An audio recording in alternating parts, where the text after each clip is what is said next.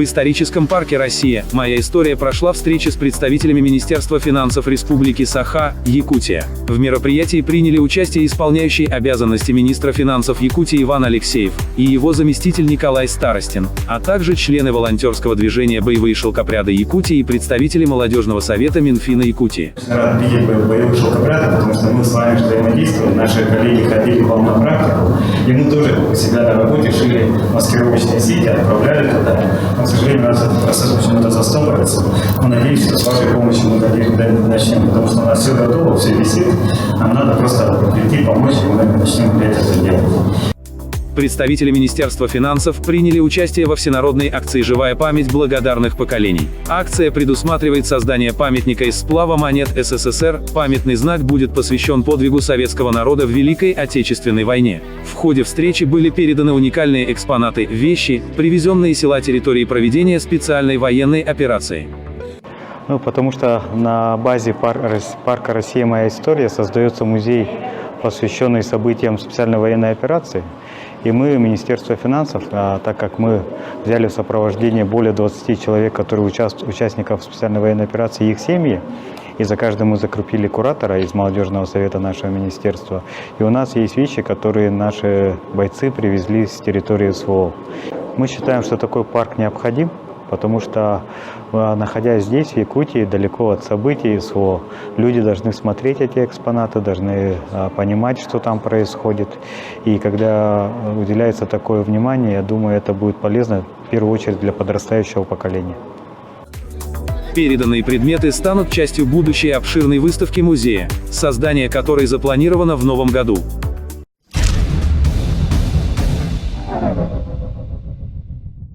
Узнайте историю якутского ОМОНа от чеченской кампании до СВО. Выставка «ОМОН. Бизон. Росгвардии. На защите Отечества». Уникальные экспонаты, трофеи, реальное снаряжение и обмундирование бойцов в историческом парке «Россия. Моя история».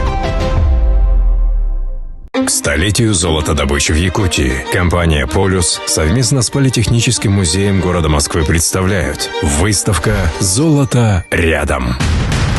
Сегодня золото – это не только украшение, но и важнейший элемент высоких технологий. Узнайте, как добывается золото и как оно влияет на нашу жизнь. Открытие 15 ноября. Исторический мультимедийный центр «Россия. Моя история». Якутск.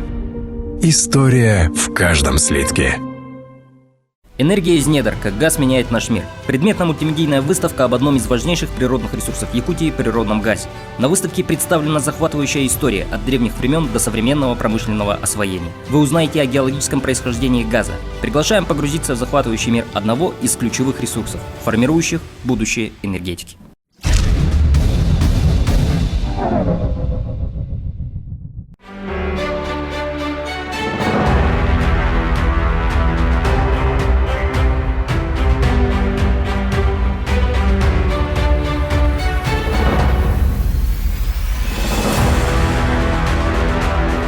Выставка называется «Люди ветра». Почему так мы назвали эту выставку? Поскольку есть такая метафора – люди, ставшие ветром. Люди, ставшие ветром – это те народы и культуры, к сожалению, которые прошли когда-то и, может быть, оставили следы.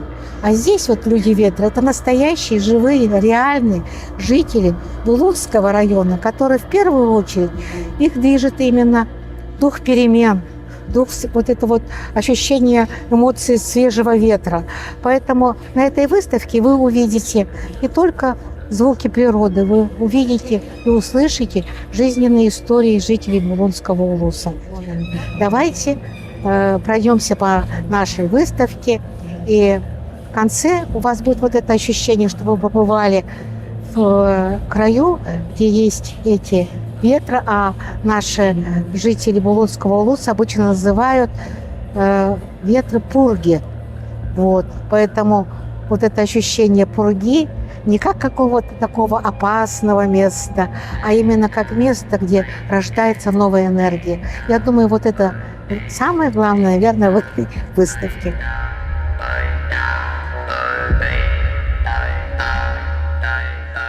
Эта выставка стала возможной благодаря тому, что сподвижники и соратники Юрия Ильича Шейкина предложили в память о нем организовать такую очень интересную выставку. Эта выставка организована на основе музыкальных инструментов, которые более чем за 50-летнюю свою деятельность Юрий Ильич в различных экспедициях, в различных поездках собрал по всей Сибири, находясь.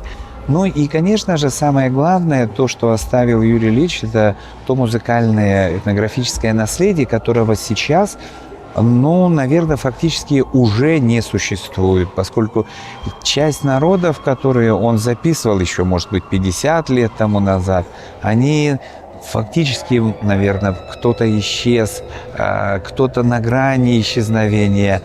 Конечно же, все это останется не просто на века, это все останется уже навечно.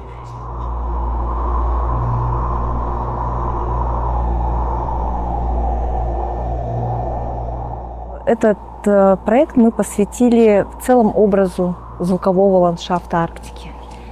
И, конечно же, постарались собрать в нем, соткать полотно различных смыслов, образов, создав такую большую тотальную аудиовизуальную инсталляцию, в которую вошли работы художников, студентов и преподавателей Арктического института, предметы из коллекции Юрия Ильича Шейкина.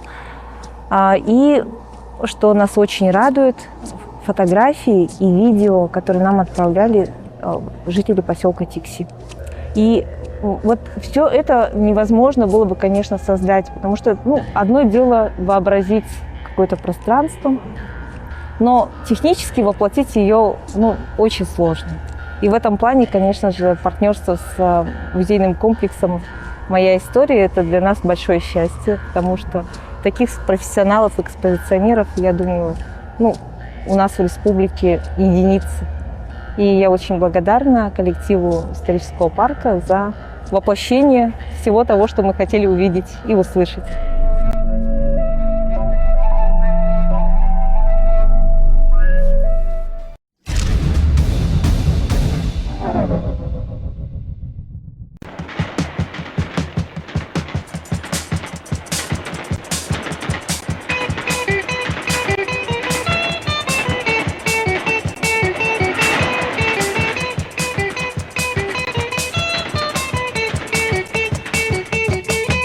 Колеса диктуют вагонные, где срочно увидеться нам. Мои номера телефонные разбросаны. Сегодня у нас в историческом парке проходят заключительные мероприятия, приуроченные 50-летию БАМа, инициированное историческим парком. Сегодня к нам в гости пришли ветераны БАМа, ветераны Нюрнберга, ветераны строительных отрядов Джулур и Гвадиамус. И, конечно, мы пригласили студентов строительных отрядов СФУ. И, конечно, выступили именитые гости, ветераны, которые поздравили наших ветеранов.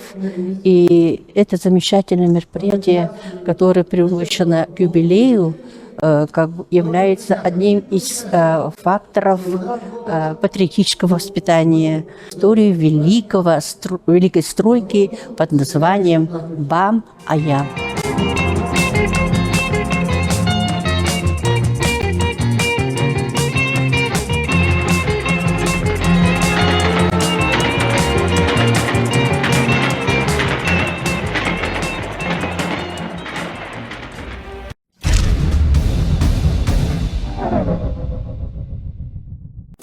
В третий раз в историческом парке «Россия. Моя история» прошел двухдневный арт-фестиваль «Хатон». Творческая молодежь представила свои произведения в самых разных техниках и стилях. Фестиваль из себя представляет по большей части арт-маркет. Вы тут можете видеть. Мы собрали в этот раз, мы побили свой рекорд. В этот раз у нас собралось на ярмарке 90 авторов, 90 творческих людей. Это вообще супер, что такие творческие ребята. Из примеров, которые прямо сейчас я могу привести, это вот Дом музыкантов, это вот люди, которые занимаются обучением молодых людей, музыкальным инструментам, рок-ворк. У нас еще из партнеров есть клуб настольных игр, теория. Приходите на мастер-класс, там вас учат разукрашивать фигурки. У нас творческий фестиваль, в общем. Каждый творческий человек может для себя здесь что-нибудь найти, что-нибудь поделать. Прошли лекции по гейм-дизайну и анимации. Работы талантливых авторов поразили своей красотой и оригинальностью, а музыканты подарили незабываемые музыкальные номера. Дефиле косплееров было захватывающим. Великолепные костюмы, созданные вручную с музыкальным показом, подтвердил, насколько богат и разнообразен творческий потенциал у молодежи. Фестиваль, считаю, удался. У музея довольно-таки хорошая пропускная способность. Ее используем. И в целом, да. Спасибо за музей, за возможность провести здесь фестиваль. Третий фестиваль «Хатон» творческой молодежи удался. Он собрал более 2000 посетителей и участников.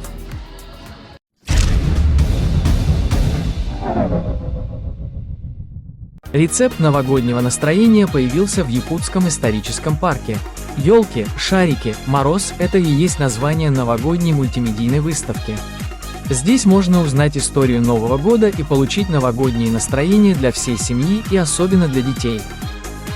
Новый год, именно 1 января, было решено праздновать именно при правлении Петра I. В 1699 году он издал указ, что Новый год на Руси мы будем праздновать 1 января, то есть на европейский манер.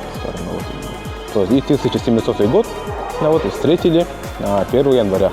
Именно пышно праздновали, ставили елки, и это, конечно, было в Санкт-Петербурге, и в Москве, то есть в двух самых больших городах нашей страны. На выставке вы узнаете историю появления новогодних игрушек, участвовать в квизах, конкурсах, мастер-классах, создать новогоднюю игрушку своими руками. Вас ждут увлекательные экскурсии с открытием рецептов новогодней кухни. Сюда можно попасть по предварительной записи. Можете приходить с семьей, классом, или же сами посетить.